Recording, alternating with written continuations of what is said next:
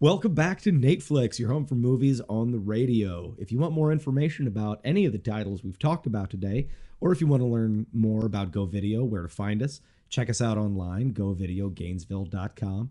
You can find us on the Twitter at NATEFLIX. You can find us on the Facebook at Go Video and at NATEFLIX, or shoot us an email, govideogainesville@gmail.com. You don't have to call it the Twitter or the Facebook, just so you know. Dude, I'm trying intentionally to show my age. Oh, okay. That's what we're trying to differentiate. Yes. Okay. I'm out of it. Like, okay. I'm not the one that set up the Twitter account. Right. All right, so back to the new releases. I told you this was a big week for new movies on DVD and Blu-ray. One of the best movies of 2011 is finally coming out. It's called Drive. It stars Ryan Gosling. It is a white-knuckle thriller from a European director named Nicholas Winding Refn, who, if you haven't seen his previous films, Bronson and Valhalla Rising, you really should.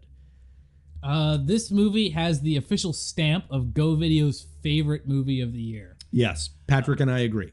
I was looking forward to this movie so much when I heard about it. I saw Bronson and I saw Valhalla Rising. I loved them both. Valhalla Rising stars Mads Mikkelsen, who was the bad guy in Casino Royale. He is a Viking warrior. It's a really trippy, really violent movie.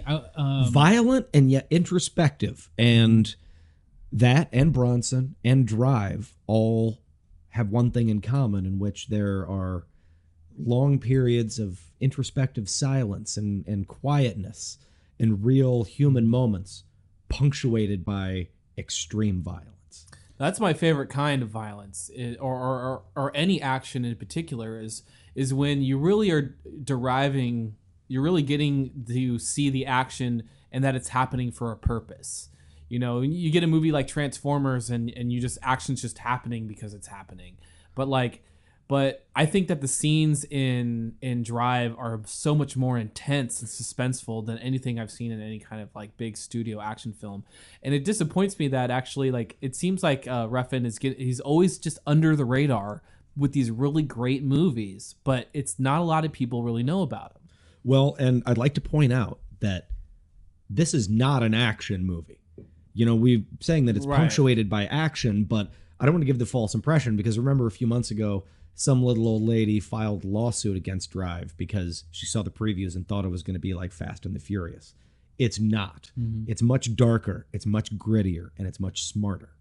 Well, I would tell most people who are looking into watching a Nicholas Winding Refn film that he looks like he's inspired a lot by Stanley Kubrick to me. Bronson played out very much like A Clockwork Orange. Yes, it to did. me. Yes. That Bronson stars Tom Hardy, and if you know about him, then you should probably thank Nicholas Winding Refn, because Tom Hardy is a huge, bulky guy. In Bronson, you can hardly recognize him. I think that got Christopher Nolan's attention, who put him in Inception, and he's also going to be playing the bad guy in the new Dark Knight Rises. Tom Hardy has also been, if you've seen the trailer, Bane is the guy that you can't understand what he's saying. Yes, that's Tom Hardy. I think we have to talk about the front man of this movie, Ryan Gosling, because he's like America's heartthrob right now, and he's been getting a lot of work in the last couple. A lot of work now.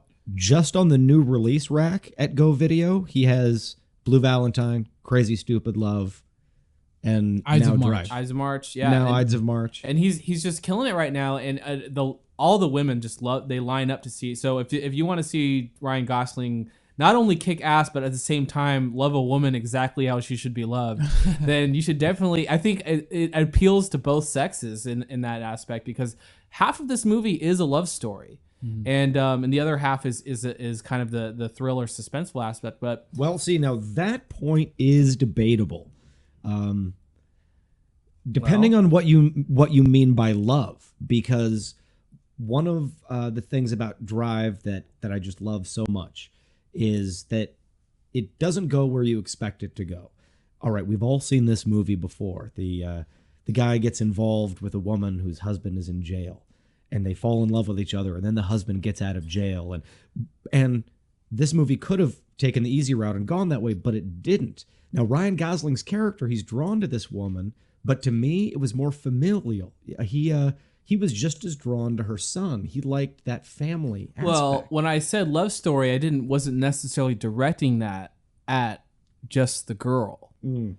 I think that it was being able to see such a hard two-dimensional character kind of experience just the emotion of love for the first time and then act out on that. No.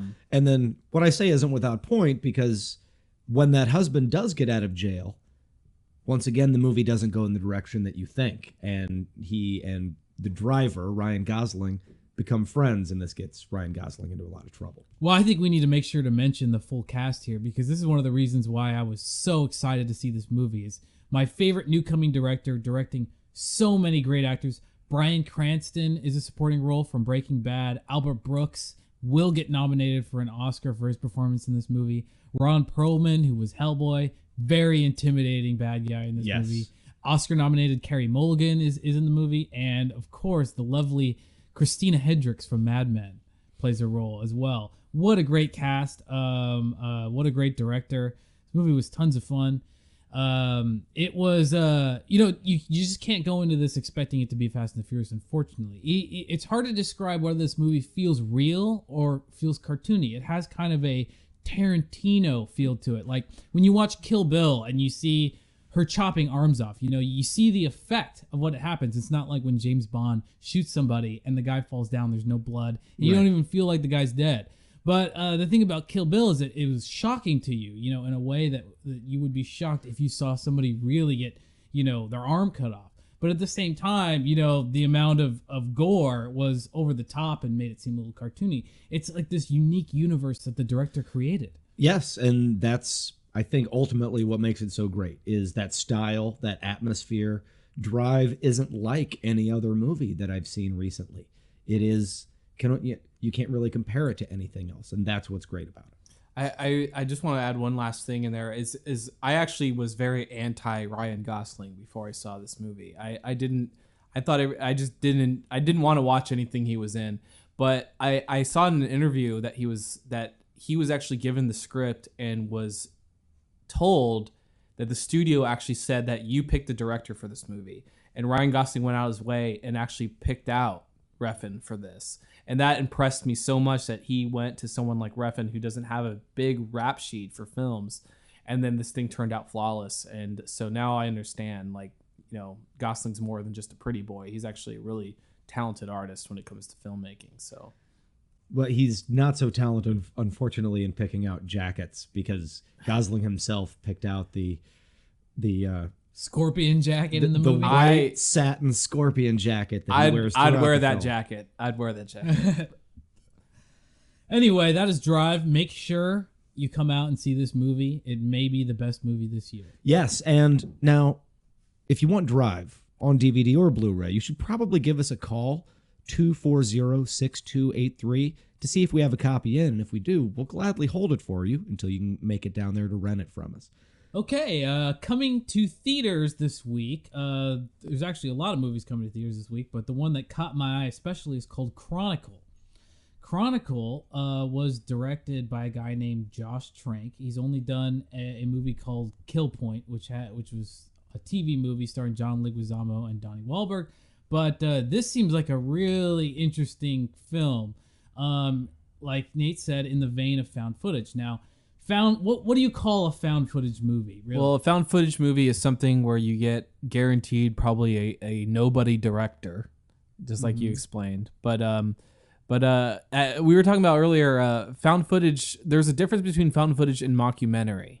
And yeah, and if we want to go back, think This Is Spinal Tap, which was a fake documentary, and Best in Show, Waiting for Guffman. These were movies, but they were dressed up to make them look like documentaries, and this gave them something different. Now, so then what is found footage? Well, I would define the difference, okay, beginning with the Blair Witch Project, because I can't think of another movie before that where we had a fake documentary or stage documentary where the cameraman was a character in the film. Now, Actually, off the top of my head, I can think of 3 examples, but you're right about Blair Witch Project. That's the reason we call it found footage, because in the title credits of Blair Witch Project, they talk about how the people that shot the documentary were never found, but the footage was found. So that's what sort of spawned the subgenre. Now, a few years before, there was a movie called The Last Broadcast, which was about a documentary crew going into the woods to chase down a local legend. Not very different from Blair Witch at all, and that used the found footage technique. Before that, there was a French movie called Man Bites Dog, which was about a documentary crew that was following around a serial killer. And even before that, in 1980, there was a notoriously disgusting movie called Cannibal Holocaust, about a documentary crew that encounters cannibals in South America and gets devoured. So basically, since the first time they've used found footage, it's always been bad. Well, this is, to answer the question, I think that's what differentiates found footage and a fake documentary, is that the people that were making the found documentary get fake killed. So their footage has to be found. It's never processed into a finished film. Well, the problem that I have is just like it's an interesting concept, and it seems like it's been failure after failure for me. I mean, it's been making money, but the found footage films are really, really, really bad, and I just don't know why anyone else can see that. But if you what's the hardest part about it is when you do found footage, if you're trying to stay true to the realism that you're trying to portray, it's to me is the found footage films are more fake than a studio film. Well, John Lasseter from Pixar, one of my favorite quotes of him is that animation is not a genre, it's a medium for film. Animation does not determine the genre of the film, because you can make a horror movie that's animated, or a kid's movie, or an action movie. And the same thing goes for found footage movies, and so many movies now are proving it. You know, originally it was just horror.